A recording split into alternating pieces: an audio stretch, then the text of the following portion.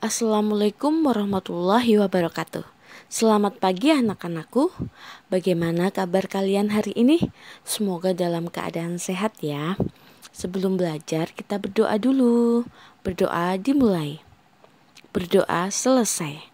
Nah, pada pagi hari ini kita akan mempelajari tentang tema 1, subtema 2, pembelajaran 5. Anak-anakku, dalam pembelajaran kali ini ada dua muatan pelajaran, yaitu IPS dan SBDP. Kompetensi dasar IPS 3.1 mengidentifikasi karakteristik geografis dan kehidupan sosial budaya ekonomi politik di wilayah ASEAN. 4.1 menyajikan hasil identifikasi karakteristik geografis dan kehidupan sosial budaya ekonomi politik di wilayah ASEAN. Kondisi geografis yang sama membuat negara ASEAN memiliki persamaan dalam kegiatan ekonomi terkait hasil buminya. Ayo kita pelajari lebih lanjut. Nah, kalian bisa buka buku tema halaman 98. Kamu sudah belajar tentang negara-negara ASEAN terkait kegiatan ekonominya.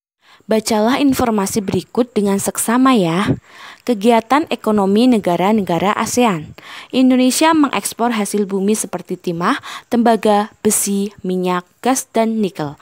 Selain itu, Indonesia menghasilkan pupuk, tapioka, karet, kopi, kelapa sawit, dan tembakau.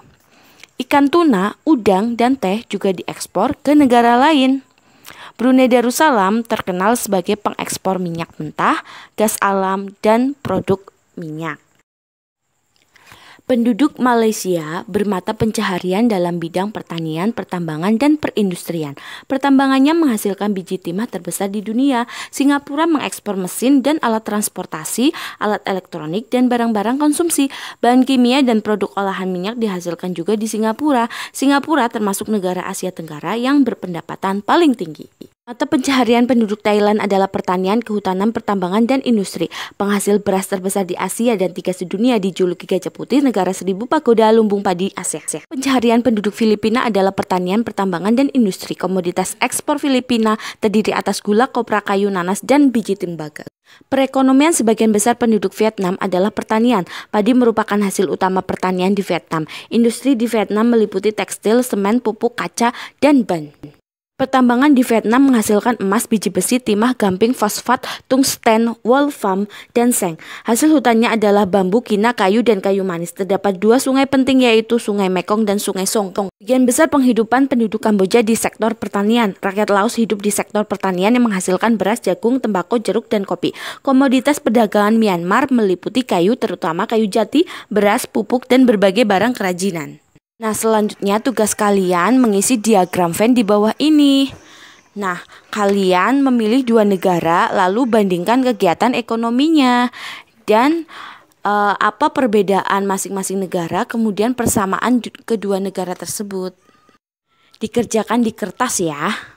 Baik anak-anakku, untuk muatan pelajaran selanjutnya adalah SBDP, kompetensi dasar SBDP 3.4 memahami patung. 4.4 membuat patung. Dengarkan penjelasan materinya ya. Merancang pembuatan patung. Sebelum membuat patung, kita sebaiknya membuat rancangannya. Tujuan membuat rancangan terlebih dahulu adalah agar karya patung yang dibuat menjadi bagus dan sesuai dengan keinginan. Ada beberapa tahap dalam membuat rancangan patung, yaitu sebagai berikut. Pertama, membuat sketsa. Sketsa adalah gambar kasar yang bersifat sementara. Sketsa biasanya berupa goresan sederhana menggunakan pensil yang menggambarkan bentuk patung yang diinginkan. Dalam menggambar sketsa tidak boleh terlalu banyak menggunakan penghapus. Buatlah beberapa alternatif gambar sketsa. 2. Memilih alat dan bahan. Pada pembelajaran sebelumnya, kamu sudah mengetahui bahan-bahan untuk membuat patung. Ada bahan lunak dan bahan keras. Bahan lunak meliputi tanah liat, lilin, plastisin, gips, dan semen. Bahan keras contohnya kayu, batu, dan marmer. Carilah bahan yang mudah diperoleh di sekitar lingkunganmu.